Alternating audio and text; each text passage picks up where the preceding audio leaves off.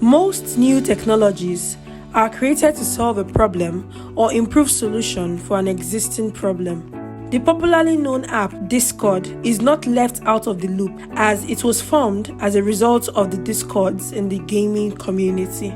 If you've ever wondered how and why Discord came to be, stay tuned as in today's video we'll be discussing what Discord and its features are, the Discord's face in the gaming community and how it gave birth to Discord, the history and birth of Discord, and the development of Discord.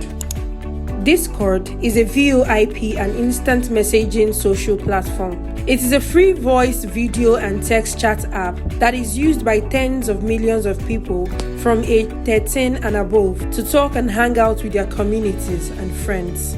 It is a home for communities of any size, but is mostly widely used by small and active groups of people who talk regularly. There is no algorithm deciding what they should see, no endless scrolling, and no news feed.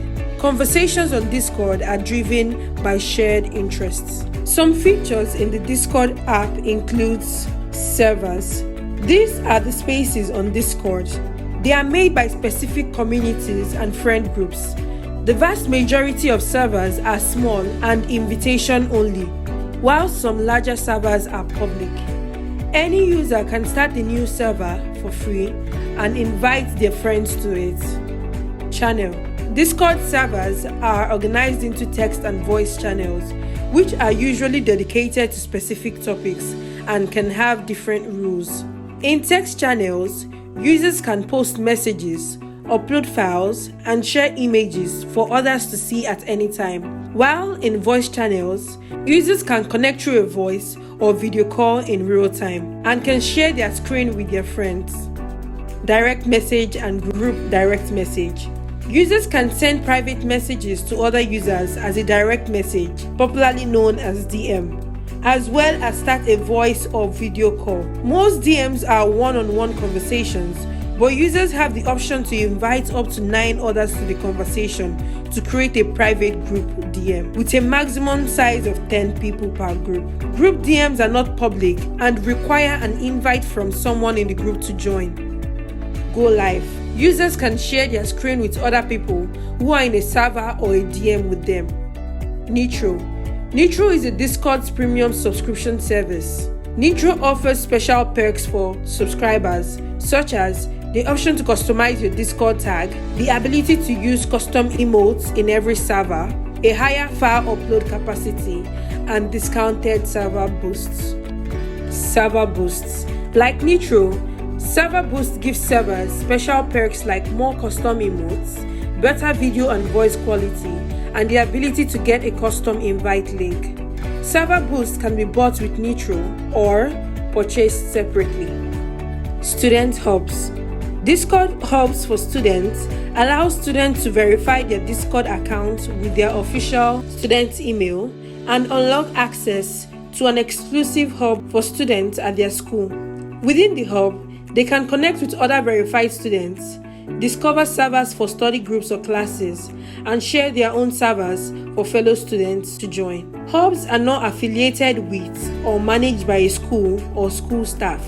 Servers in a hub are student-run but may include non-students. Back in 2015, the global video gaming industry was worth $91.5 billion. Gamers primarily use Skype and TeamSpeak to connect with each other while playing multiplayer video games. However, these chat tools had problems. Both consumed valuable resources such as processing power, storage, and memory making for less than optimal gaming and chatting experience. Gamers wanted to chat and play with other gamers, which becomes difficult when the chat tool you're using is slowing down your game. Discord founders Jason Citron and Stan Vyshevsky were gamers themselves. They had used Skype and TeamSpeak and faced these problems firsthand. So when they set out to create a voice chat tool for gamers, they made sure it worked silently in the background without taking up too many resources or interrupting the gaming experience. They created a faster, easier to use, free product with the slogan, "It is time to ditch Skype and TeamSpeak." They made sure that Discord handled thousands of server communications without breaking, the users had the ability to build and edit bots, and it had an in-game overlay which allowed the users to use Discord from within the games they were playing. The team at Discord was very active on their blog and social media, listened to the users and implemented changes quickly. For example, on October 23, 2015, a Twitch partner reached out to Discord on Twitter and suggested they create an exclusive server for Twitch partners. By October 26, Discord had implemented that suggestion. By giving the gaming community what it wanted, Discord set itself apart from the competition and enjoyed explosive growth. By 2016, the app had 25 million registered users. The concept of Discord came from Jason Citron, who had founded OpenFaint, a social gaming platform for mobile games. He eventually sold OpenFaint to Gree in 2011 for $104 million, which he used to found Hammer and Chisel, a game development studio, in 2012. Their first product was Fate Forever, released in 2014, which Citron anticipated to be the first MOBA game on mobile platforms, but it did not become commercially successful. However, during the development process, Citron noticed how difficult it was for his team to work out tactics in games like Final Fantasy XIV and League of Legends using available voice over IP (VoIP) software. He found that some VoIP options required players to type in IP addresses just to connect, while others were resource heavy and had known security problems. This led the developers to develop a chat service that was much friendlier to use and based on more modern technology. To develop Discord, Hammer and Chisel gained additional funding from UWeb's 9+ incubator, which had also funded the startup of Hammer and Chisel, and from Benchmark Capital and Tencent. Citron mentioned that the name Discord was chosen because it sounds cool and has to do with talking. It was easy to say, spell, remember, and was available for trademark and website. In addition, Discord in the gaming community was the problem they wished to solve.